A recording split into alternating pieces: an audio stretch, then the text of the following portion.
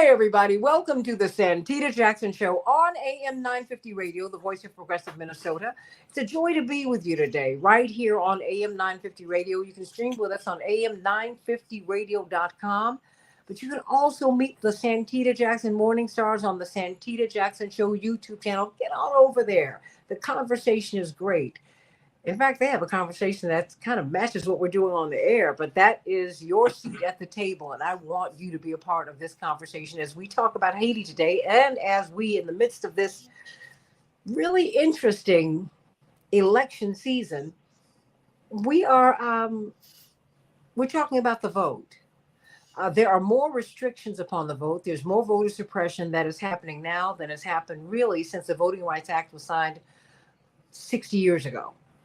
But no one's talking about it because the bright, shiny thing, the presidential primary, is really almost non-existent. Now we have the heads, really we have the two persons who are the prospective nominees for the Republican and Democratic parties. Although on the independent side, things are very, very exciting and they're percolating. But we're not talking about voter suppression and voter registration issues and the things that you have to do when you get into the polls. Many people get to the polls, you find your name is not there. You get to the polls and they offer you a provisional ballot. And you might not be proficient in English, not just because English might be your second language. Many of us are just not proficient in English. You might need help inside of the booth. You are allowed to do that. We want to go through this with you about how you vote and when your vote is being violated and what you need to do when that happens, and what the ask should be. What the ask should be as we go into this election season. But first, let's talk about Haiti. We've been talking about Ukraine, and we should. We've been talking about Gaza, and we should. We should pay attention to that catastrophe that is ongoing. At least more than 31,000 Gazans have been killed. At least 31,000. Ralph Nader estimates Patrick Brutus and Brian Concannon, up to 200,000 people have been killed over there. It's just astonishing. It's not more inclined to believe Ralph Nader than anyone. That's amazing. And so, but there's something that happens in Haiti. This is happening in our hemisphere. It's our backyard. And it's also, like Gaza, something that we are stirring up. So let's talk about that, because as we look at Gaza and keep that front of mind, we want to keep Haiti front of mind. And we're going to fight to do that on the Santita Jackson Show. And so let me try to bring up Mark Fancher. Maybe we can hear him this time, but I don't know, Patrick. We're going to see. Oh, we're good. All right, Fancher? we go. Mark Fancher, can we hear you? Yeah, I can hear you. And oh my word, he is from the National Conference of Black Lawyers. We have been waiting, yay! And of course, we are so excited to have you here. And of course, Brian Concannon, Executive Director of the Institute for Justice and Democracy in Haiti. In fact, he and Patrick Brutus, whose family is from Haiti, and they've got these beautiful paintings behind them. They have been going on and on because, of course, Brian lived in Haiti for a while. I thought you were going to bring out the Creole in a hot second. I said, here we go. Here we go. I'm going to get excluded here. Woo-hoo, but that's all right. I'm not mad at you. I'm going to learn. That's the second hour. We're doing it in Creole. Absolutely. Right. Oh. It would be amazing. But you know, the Haitian American community, I've always admired their activism and their cohesion and their really your push to be a part of to really help us to have a diasporic conversation, you know, and your willingness to absorb yourself and get involved in the Black American community, because it is one community. We all came over here on the same imperial project. Yep. And it's heartbreaking to see what's happening in Haiti now. And we see, and this is in the shadow of Eric Prince, formerly of Blackwater, the founder of that, who just said a few weeks ago on his podcast, we need to put our imperial hats back on. For these people who cannot govern themselves, we need to just go in there and take over their countries. And he included Haiti in that. Wow. And it was just so ugly and bald and imperialist and racist. But here we are. But Haiti did not collapse. It's been collapsed. Haiti has been overtaken by forces who want to take their wealth.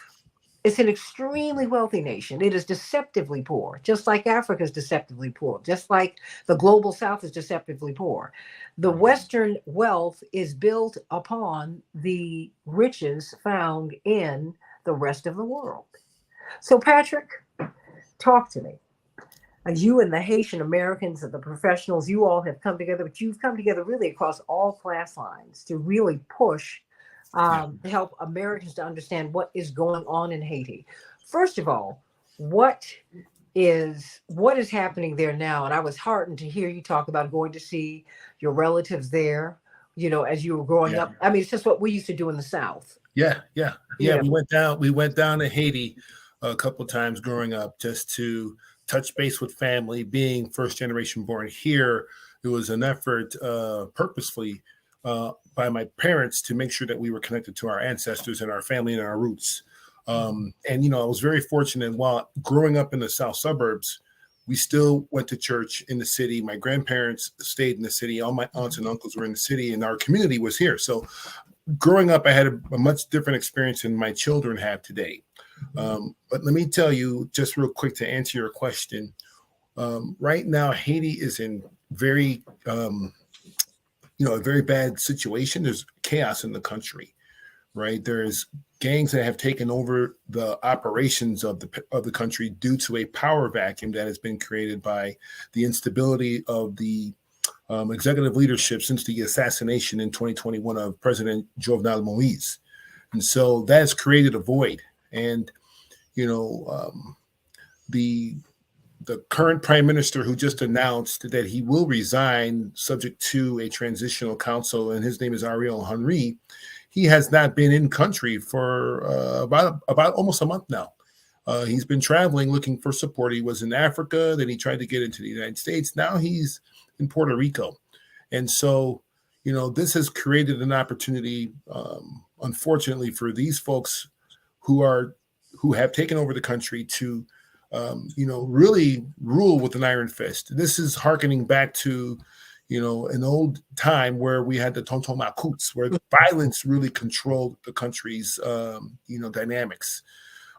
Obviously, this cannot stand. And that's why you're hearing comments like Eric Prince and Blackwater and others who believe that they should take over the country, rule our people, and go back to a time where America, and other countries, really occupied our country. So, we're hopeful that something can change the dynamic. And if it is this transitional council that will establish a process of which democratic elections will take place and a new government will be established, I'm prayerfully hopeful that this will lead to a turnaround of the current conditions. I mean, we're talking about a situation now that the parliament hasn't even met in many months. So this country has been destabilized. Like you said, it's been destabilized. Mm-hmm. Right now, we're in another cycle of uncertainty. What about, when he went to the African continent looking for support? Yeah, he went to Kenya. Why was he not supported? And anyone feel free to correct me if I'm wrong, but my understanding was that the United Nations was trying to broker an agreement where Kenya would come into the country and help police the country. Mm-hmm. And so his travel to Kenya was more to certify that, right? Mm-hmm. Meet, tete-a-tete, which is, president to president or leader to leader, and trying to fortify that next step. That was not concluded during his trip there. And he attempted to come into the United States through New York. That stay was like a day or two. And then he was, on his way to Puerto Rico, where he is now. So there is no security in the country, not even for the ruler, because I believe if he does touch down, he's going to, have a bad outcome for him personally. Mm-hmm. That's my thought. I don't want to say that, but of course. So, and that is another sign of how fallen the country is at this moment, right? Well, it makes me question, Patrick and Brian Concannon and Attorney Mark Fancher, the wealth there. Because anytime people work this hard to destabilize a country, I mean, and that's what's happened to Haiti. Yeah. People can govern themselves. No one. Uh, that is the biggest fallacy, and it's racist, quite frankly, and it's just generally classist. These people can govern themselves. What's happening is it's a very wealthy country, and you have very powerful interests who have an interest in Right. having there be chaos, or they keep their people and the elites in charge. And that is it just cannot stand. Yeah, and I'll say one thing before I Of course. yield, so my colleagues can jump in here too. I know we want to hear from Brian and Attorney Fancher, but Haiti, as you said, Santita, Haiti is very rich in minerals. Mm. Back in the day, and then we're talking 200-300 years ago, Haiti was the pearl of the Antilles, meaning that we were the richest Caribbean nation in the West Indies. We had a lot of gold, and maybe we still do, but they have been mining our country. We have also a reserve of oil that's untapped. So, Haiti has a number of resources, right? Natural, that everybody in the world is trying to do. That's why they're digging in the mountains of, China for minerals, for cellular technology and computer chips. The same thing here. In addition to that, we have a very willing and ready to work labor force, right? So Haiti is ready to work. Haiti is open for business. However, we are not and have not been able to harness the power of our natural resources so that we can actually develop our own economy. That has been the dirty little secret about Haiti for over 75 years. Well, maybe I think we need to push that narrative that, of the wealth in Haiti, because then that prompts a question from people. Well, who wants it? Who controls it? What's going on here? Because you're always Brian Concannon and Patrick Brutus and attorney Mark Fancher. You have to follow the money, right? Yep. Brian Concannon, executive director of the Institute for Justice and Democracy in Haiti. I love you, but please, everybody here speaks English. You and Patrick want to speak Creole. If you would just give it to us in English, language, okay. then we'll be tutored in another way. I'm so glad that you're with us today. What do you see? So I think that the type of typical economic analysis we do, mineral resources, sewing cheap T-shirts for the U.S., being wiping out Haiti's rice industry so we can sell rice from Arkansas, those are factors, but they don't explain the huge extent to which Haiti has the huge efforts that the U.S. has put in to keep Haiti down for 200 years. And I think if you want to explain that, I think you go back to, Santita, your observation that people can govern themselves. So back to 1798, our president of the U.S. was John Adams, who was an abolitionist. He said, hey, the Haitians are fighting for freedom. They're going to win. And if they win, freedom's going to spread to other countries. This is all good. We're going to support them. And he did. In the presidential election of 1800, Thomas Jefferson beats Adams out. Thomas Jefferson's a slave owner. He thinks the exact same thing about Haiti. He thinks, yes, they can win. And yes, their example's going to spread to other islands in the Caribbean. And that terrified him. So he refused to recognize the second independent nation in the Americas. That policy lasted for 60 years in terms of the formal recognition of Haiti, but the general policy of keeping Haiti down has continued. We've always had resources to keep Haiti down. In World War I, which at the time was the biggest military conflict in human history, we could spare Marines who went down to Haiti for 18 years. They stole the gold from the central bank. They reestablished slavery, and they set up the military that was a big part of 30 different coups d'etats in Haiti. In 2004, when we were we were losing wars in Afghanistan and Iraq, we could send Marines down to Haiti to again occupy the country. We always can have resources, and the reason we do comes back to Haitians can govern themselves. And if they do that, the example is going to spread. And it would have totally undermined the white supremacist ideology that allowed slavery in our country, which, I'm from Boston, but I can't say, just because I'm not from Alabama, that I didn't benefit. I mean, Boston's economy was built through the slave trade and through financing plantations in the South. I mean, all our economy was built that way. And if you look at and when Haiti became free in 1804, the world was run by slavocracies. And to a large extent, the Atlantic world still is run by those countries that got their position of power through the slave trade.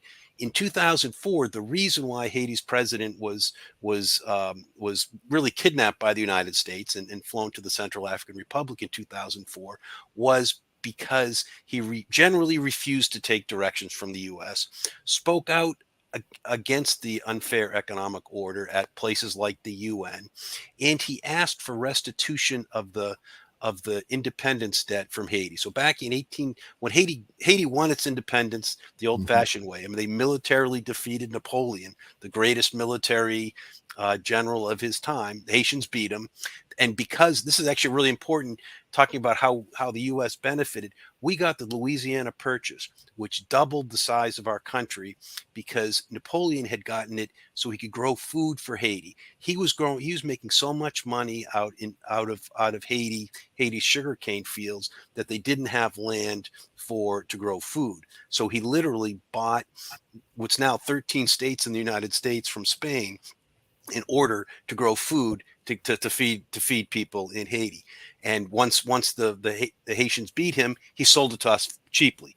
But we're worried that the Haitians, and so sorry, when the French required Haiti, once they won independence, the French said, we're going to come back and we're going to reinstitute slavery if you don't pay us off. They forced this debt on Haiti that Haiti did not pay back until almost 100 years ago. It's over less than 100 years. It was the 1940s that Haiti finally returned it back, and that is a debt that legal analysis is clear that France owes Haiti the money back.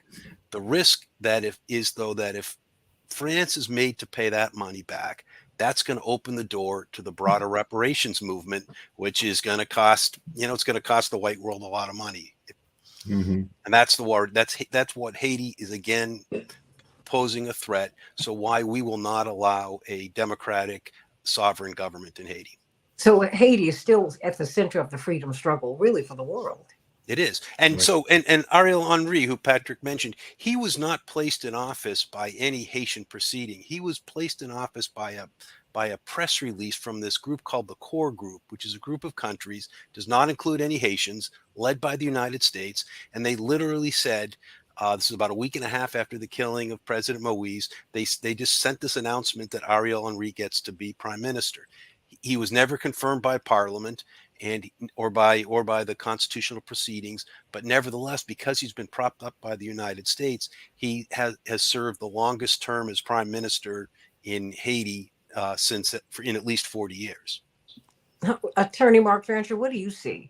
Because I have to tell you, Patrick Brutus and Brian Concannon, when I hear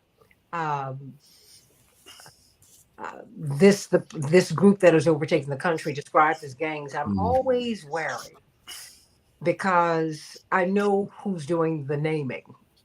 I know who's doing the characterizing, and I know that they're not on the side of the people. And these people are these so-called gangs, or this group, I'll call it this group. They, at least in terms of their language, are speaking very populist language. I mean, as we look at these people who've been installed by the United States, who don't mean Haiti any good. I mean, that's what is so, it never stops. And so when you talk to us, Patrick Brutus, about the wealth in Haiti, I go, oh, okay. That's it. That's why France has still got their hands on Haiti. That's why Canada has their hands on Haiti. That's why the United States has their hands on Haiti. Yeah, that has to be it. Attorney Mark Fancher, what do you see? I agree. I think that the wealth explains a lot of it. I think that the cheap labor that's available there explains a lot of it. I think that the geopolitical advantage that having control of Haiti is a lot of it. But I think there's something else that's even more important to the empire that Haiti has, and that has been a factor in its history from the beginning. And to talk about it, I'll just go just for a minute to the tiny little island of Grenada, Mm. which staged a revolution, if I'm not mistaken, in 1979 or thereabouts, and began on an independent course. It is a fly speck of an island. It is tiny. But the problem is, from the perspective of the empire, uh, it's identified in a memo that the late prime minister of Grenada discovered, which said that hey, Grenada is in our backyard and it poses a threat. It is a threat that's very similar to the threat that's posed by Cuba, except the difference is that the people in Grenada speak English, and they may have an impact on the thinking of Black people in America. Mhm. And so, therefore, the full force of the US military was brought to bear to go in and to take over that tiny little island, not so much because of what resources it offered or anything else, but because of the example that it set. And Haiti historically has posed that very potent threat. Because the story really goes back even beyond Toussaint Louverture and Dessalines and the revolution that they staged in 1804. These were people who were descendants of people of Angola who were led by Queen Nzinga, who led military campaigns against the Portuguese successfully year after year after year after year. And the strategies that were passed down were employed in the Haitian Revolution.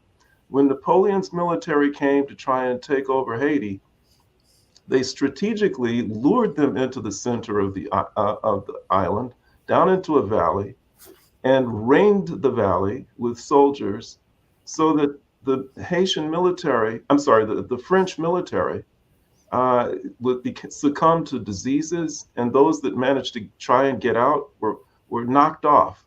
And so that they were able to successfully take control of Haiti. And they were the first country to make slavery illegal. And this was not a secret throughout the world, even during that time. The example that was set by what they did spread even to North America and Mhm. inspired some of the most famous insurrections by enslaved Africans here in this country. And so the people of Haiti have never been forgiven for that. They've never been forgiven for the way in which they defeated white supremacy, the way they showed the world the way to democracy. If I'm not mistaken, when Venezuela was fighting for its freedom and liberation, it was Haiti that provided them with solidarity and assistance in their struggle. And so this sense of internationalism, the solidarity among people who are struggling for liberation and freedom is an example that was set by Haiti early on. And the method that the empire uses now so often of using proxies to control the empire was something that they used in Haiti early on, because the Duvalier family, a brutal, vicious, monstrous kinds of individuals, on behalf of the US empire, dominated the people of Haiti, ground them into poverty, and Mhm. kept them there, brutalized and murdered so many of them, until finally the people were able to go and bring and put into office somebody who was an honest leader, somebody who was going to be the first democratically elected leader who was going to really represent the interests of the people in the person of John Bertrand Aristide. And the minute that he got into office and began to demand justice, I mean, he even went to France and asked them to pay Haiti for what they had done. Then all of a sudden he becomes a threat. Look at the type of example that he's setting, not Mhm. just for the people of Haiti, but for struggling people everywhere. We cannot have this. And so if people forget that when the US military went into Haiti and forced this man out of his house at gunpoint, and put him on a plane and kidnapped him, took a head of state out of his country in the way that gangsters would do it. That it was at the same time that the U.S. was upset with France because they were not collaborating with them in the invasion of Iraq. I mean, they were so upset with France that people in Congress were saying, we're going to rename French fries freedom fries because Freedom fries. Remember that. That's right. But when they saw their interests converge, when they saw that they shared an interest in getting rid of this dangerous man who was setting such a dangerous example for freedom-loving people everywhere, they came together and they worked together like they were the best of buddies in terms of taking this man out of his country and leaving him. And so since that time, Haiti has been struggling against forces of the empire. They've not been able to do anything because they have been deliberately left. Sorry, hold on one second. And they have, Ariel Henry, as I'm calling because it looks like you mentioned earlier, was not elected by the people. He was just placed into power by the empire. And so now this is where we find ourselves. And the thing that I think that we all have to be careful about is something that you mentioned, Santita, and that is being careful about how the media characterizes things. Mm-hmm. Because the mission of the media is to keep people ignorant and confused about Haiti and about what's actually happening there. So they keep saying that these are gangs, these are gangs, these are gangs. Well, a lot of these guys are probably not nice people, but they're not just gangs. A lot of these are former military people and former police officers, right, who are operating as paramilitary forces. Then you have what genuine, honest to goodness people who are out there protesting and fighting for democracy. And then you've got some elements of these groups who may style themselves and really believe that they are revolutionaries. So it's much more nuanced and it's much more complicated than what they're saying. But the media, as spokespeople, as instruments of the empire, want the public to just reduce this to a very simplistic explanation. Mm-hmm. Their preference is that they all have the mindset that the late George Wallace, former governor of Alabama, had. It was said that on one occasion he asked a journalist, he said, "Do you know why the people of Haiti just can't seem to get things together there?" The journalist said, "Why?" He says, Wallace says, "Because they're N-words." I mean, it's as simple as that, as far as he was concerned. And that's the way they want everybody to think. And it's the furthest thing from the truth. This is a population of people with a glorious history, of resistance, and who have not stopped fighting, and who ultimately will prevail. But in the interim, there is every effort made to keep them confused and disorganized. And powerful, turning them into cannibals. And the leader is his nickname is Barbecue. I'm like, wait a minute. If you look at the cowboy movies that we grew up on in the United States, scalping, you would think, was something that indigenous people did. No. That's what Europeans did. You scalped someone to show who you killed. So it's like, wait a minute. Who's the gangster? Who's the gang? Dr. King was the most dangerous man alive when he was alive, before our government was implicated in his killing. He was killed a year to the day, to the minute that he announced his opposition to the Vietnam War. Don't ever forget that. A year to the day, to the minute. April 4th, 1967, he walked up in the pulpit of Riverside Church and said, "I oppose this war." After he paused for a very few minutes, just after 6 p.m., April 4th, 1968, just after 6 p.m., he was murdered on that balcony. As soon as he finished his speech, his chief of staff, Reverend Y.T. Walker, walked up to him and said, "Doc, you have just signed your death warrant." He said, "I know it, but I did the right thing." So the biggest gangsters in the world, no, I don't know if I'm going to find them in Haiti. I think they were parachuted in. And I'm so sorry to say, I think that they is us. Yes. Okay, and I just want to add to what Of Attorney. course. I just want to add to what Attorney Frencher said. I just saw some video the other day, might have been yesterday, where the, let's call it, paramilitary troops that are running the barbecue gangs in Haiti, they were at a level of sophistication that I had not seen. Some of these guys had Kevlar, they had they had trucks, they had weaponry that was sophisticated, and you can only imagine where did this equipment come from, right? And who is providing now these resources for the campaign to be sustained a little bit longer, right? Now that there's supposed to be a peaceful, quote unquote, peaceful transitional movement to restore, quote unquote, democracy as the West would have it be, right? But there is some sophistication going on and coordination obviously going on with the gangs. So that is something we also should aspire for a reveal later as to who is really behind this latest disruption. And sadly, I'll just add here, I know that we got another guest here, but I will Our also, sister beloved and my yeah, soul. my sister's on call. I want to see her face though. Me all too. right. So sadly, right? Sadly, when we're talking, here, so I would say in 2009, I'm the co-founder of the Haitian American Professional Network here in Chicago.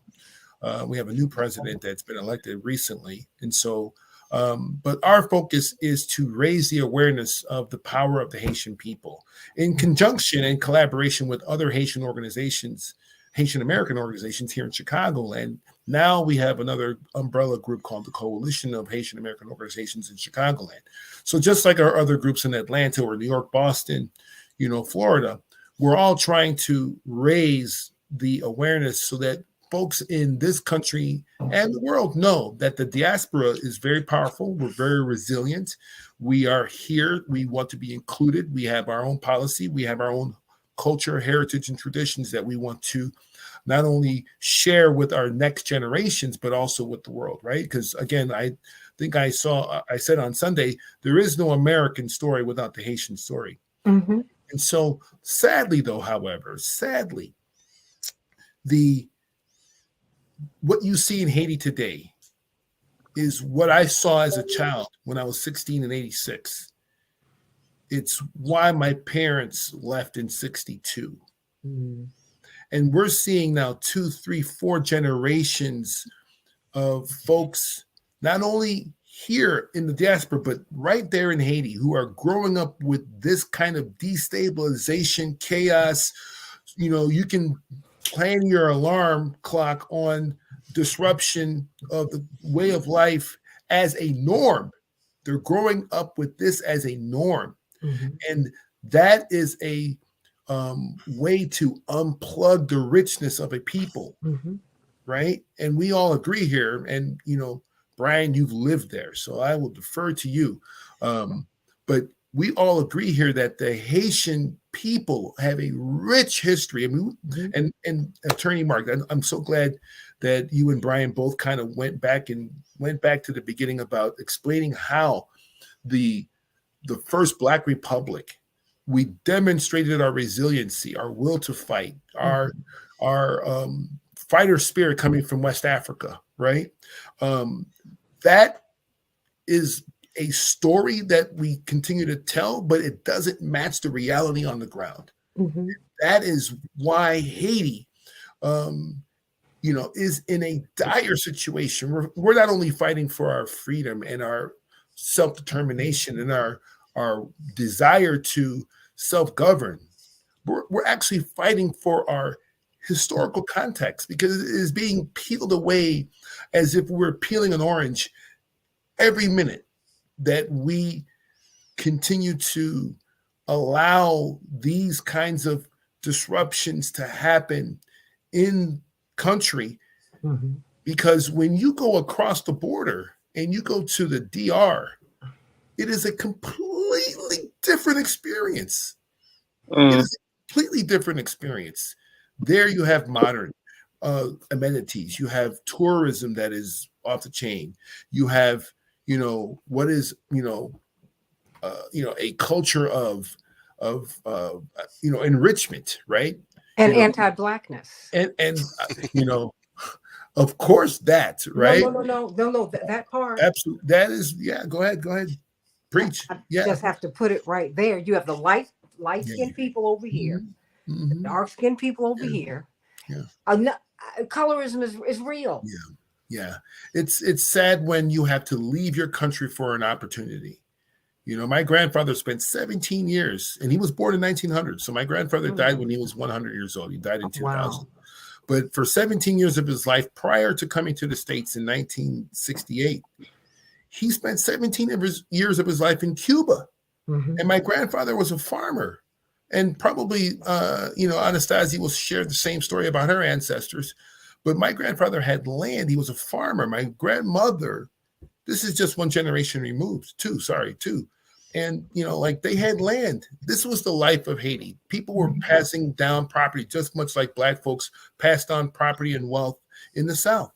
And this was our heritage, right? To go and reclaim our land, et cetera, et cetera. So, but that is being taken away from us every single day. We allow these continuations of disruptions to exist. And so we're fighting for more than just our self-determination. We're fighting for our culture.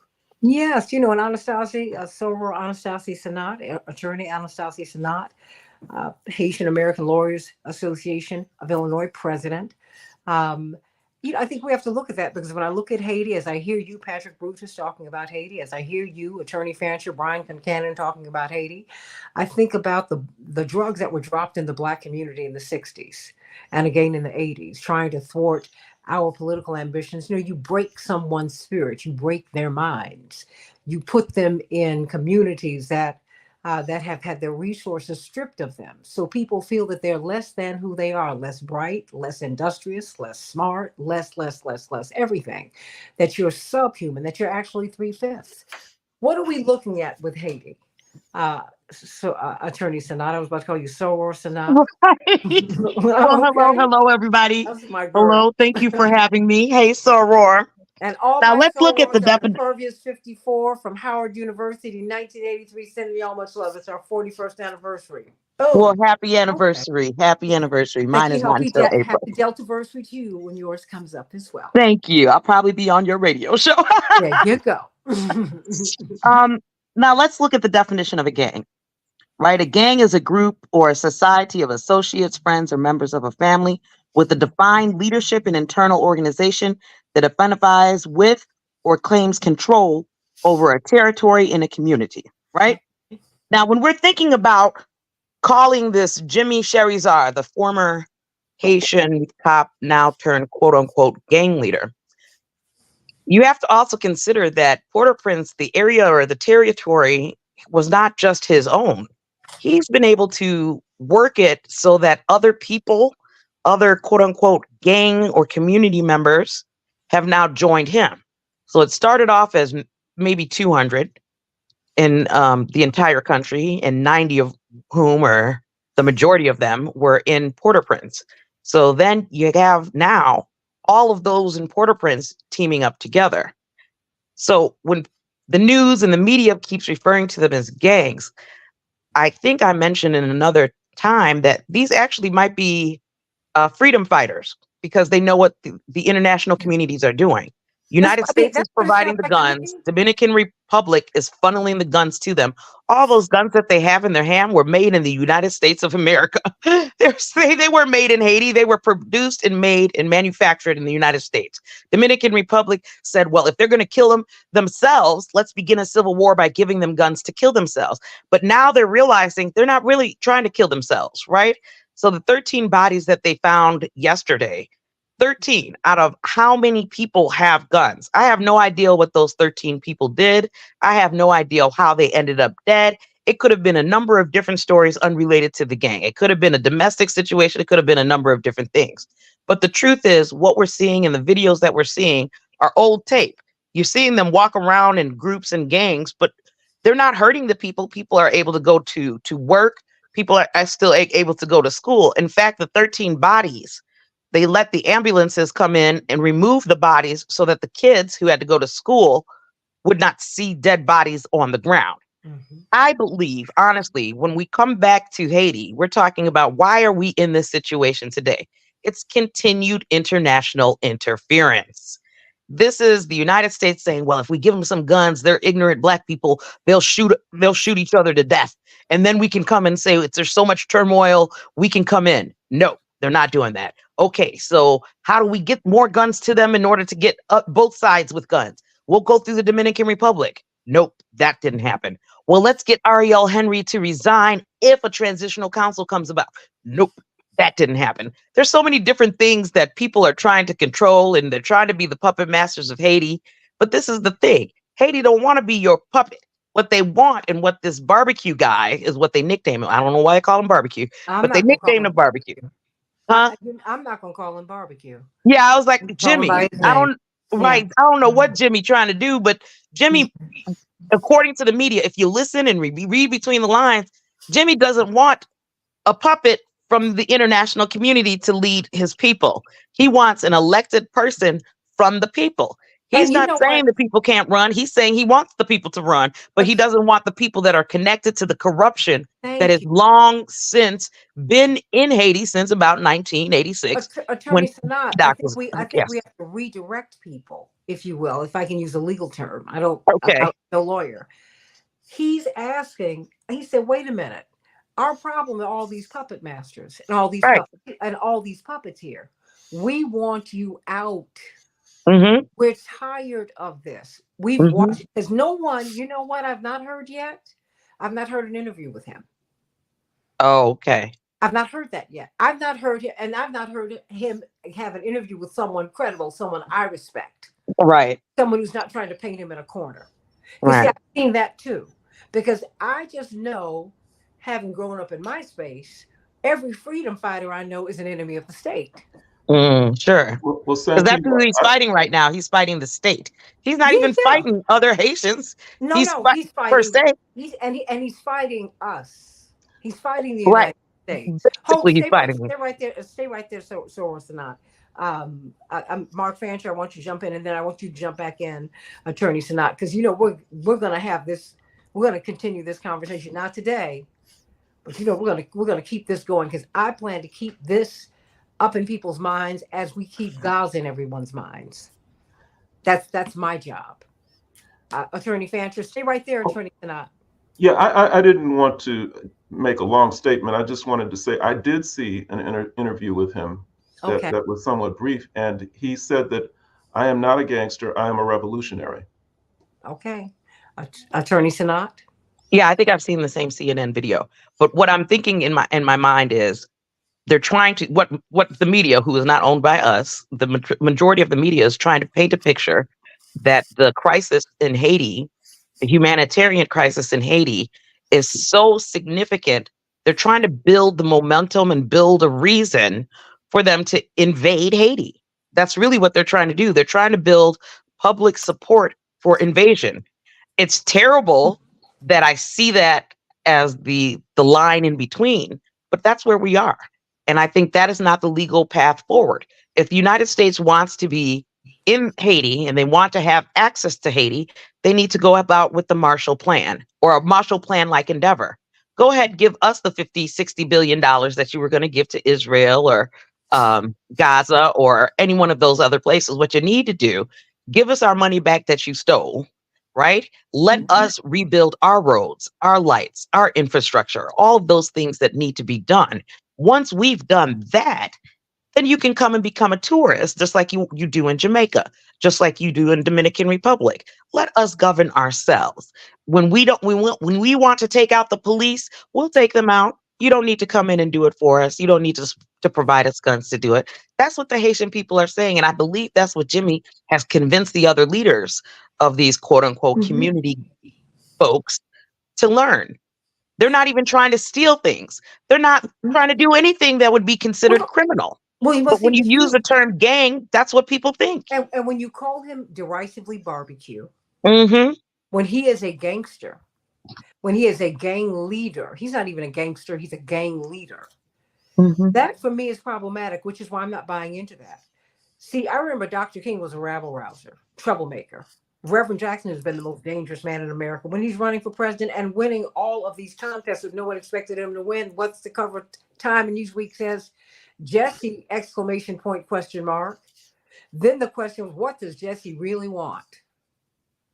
Mm-hmm. You know, you're always the outsider because you are fighting for the people. And when he sit down with the powers that be, and they say, okay, Jesse, because I've been in the room, what do you really want? I want to end poverty. I want justice for Palestinians and security for Israelis. I want us to rebuild the American infrastructure. I mean, all these things. Do you know they would laugh at him and then they would say, what do you really want, Jesse? What can we give you? I mean, what really? I've been right there. And so that's why I want us. I'm not going to wait on corporate media to do it. Patrick Brutus, Brian Concannon, and Attorney Fancher and Attorney Tanat. I'm not waiting on them. We have to change the conversation and the narrative ourselves. We have to do that. We can't wait on them to do that. And we have to pick up the baton from President Aristide and say, we want our money. We want our money. Mm-hmm. Like Black folks are still waiting on that 40 acres and a mule here. I want it. I'm owed it. So I promise you here on this show, we will continue to keep Haiti front and center and work on really reframing this narrative. I think it's so important. And Brian, I can't thank you enough for the work that you've been doing down through the years, going there and living. And Patrick, just keeping the fire burning. Attorney Mark Fancher, always keeping us, right in the middle and helping us to contextualize what we're dealing with. And Attorney Sanat, I literally have a minute for each of you. But I promise you, we're going to continue this conversation and I'm going to bring you back. Because just as we talk about all of these other places, these hot spots, Ukraine and Gaza, they're thousands of miles away. Haiti's down the street. And DeSantis, the governor of Florida, is trying to put them on Guantanamo base and push them back into the sea so they can be eaten by the alligators like they've always done. And we have to rise up and say that not on our watch. How about that? Let me start with you, Brian Concannon. Your final words in 1 minute. I think there's obviously, we've done a good job of talking about the tragedy in Haiti, and that was largely produced by the United States implementing white supremacist policies. It's clear the United States is never going to give Haiti its freedom. But there is an opportunity for Haiti's freedom to be seized. And I actually think now is a good opportunity. Haitians are organized, they're using social media, and they're fighting back. But they need our help in the United States. We need to force our government to allow Haitians to seize back their democracy. And I think the timing is good here too. Again, you have, people like Patrick, the new generation of Haitian American leaders who are media savvy, who have skills that sometimes their parents or grandparents who were, working the 3 jobs so their kids could go to school didn't have. And you just have this really strong developing power within the Haitian American community. And I think, the rest of us need to support that, follow their leadership and make our government live up to really our own espoused ideals that we don't always live up to. Our own espoused ideals. I hear you. Attorney Mark Fancher, 1 minute. Well, to quote Bob Marley, don't forget your history, you know your destiny. In the abundance of water, the fool is thirsty. And we can't forget that they tried to say that the Black Panther Party was a group of gangsters. We can't forget that the Black Panther Party in Chicago got people who were gangsters and turned them into community servants. We can't forget our history and let the media define for us what our reality is. Amen to that. Attorney Sanat? I agree. I think that Brian was right on point, and I think Attorney Fancher was on point. You got to be careful of what you're looking at. You got to be careful of what they're saying about them because you really don't know what's going on unless you're on the ground. My family's on the ground, and I've been told it's not about gang leadership as we know it. It's truly about community servants. They really want to make sure that they get the people in office that they want in office. And it's time for the United States and other Black people to stand with us, white people, Black people, everybody really, to stand with us when it comes to stop interfering. That is the chant. That is the rally call. please leave us alone. Patrick Brutus. Yeah. First, I want to say thank you again for letting me come on the show and be with these esteemed people, Brian, Mark, and attorney Senna, attorney Fancher. So we talked a little bit about this today with the continued efforts to compromise Black leadership in these countries and otherwise. And so we cannot allow that, because it creates exactly what is trying to be created. And so we have to find integrity in our leadership. And, when we do that, sometimes it looks like this. But also, we need to control the narrative. We need to control the narrative and not allow folks to define us, define what's going on, and define, our ultimate mission. The Haitian people know exactly what they want. We know exactly what we want to see in Haiti, those of us here and those of us back home. So let us define us. Let us control us. Let us self-determination. Thank you again, Santita. Well, you know what I'm gonna tell you. I didn't let you on this show. This show is yours. This platform is yours. It is, and we're just a bunch of freedom fighters, and that is exactly what we want. That is what we need. We want Haiti to have not just what they want, but we want them first to have what they need, and we want them to have what they deserve. They deserve reparations. They deserve restoration. They should not be paying France because France left them, kind of, sort of. France owes Haiti. Someone's a creditor and someone's a debtor, and the creditor is Haiti. They're not the debtor. They're not. And we have to turn that narrative around, but we cannot wait for anyone else to do that. You cannot let the corporate media call the freedom fighter a gangster, a gang leader, and a corporatist and an imperialist, the liberator. We're the ones who have to turn that around. We know what the stakes are. We know what the game is. Don't hate the player, hate the game, but understand the game that you're in. Understand that. Mm-hmm. Haiti has set the bar on freedom, and they continue to do that. And we're going to continue to fight for Haiti and stand with Haiti as we stand for all people who fight to be free and who fight to be sovereign. Mm-hmm. And you've just come back onto this show because we're going to change this narrative. We're going to keep Haiti front and center as we keep Gaza front and center, and we should. 31,000 people dead. Ralph Nader said it's 200,000. Mm. That's, yes, horrible. It's horrible. We will study war no more. We're going to keep on doing that as we're just a few weeks out from the anniversary of the murder, the assassination of Reverend Dr. Martin Luther King, who is more alive. Louverture is more alive, more relevant today. Garvey's more alive, more relevant today. Gandhi's more alive, more relevant today than ever before. God bless you, everybody. Second hour, let's talk about voting.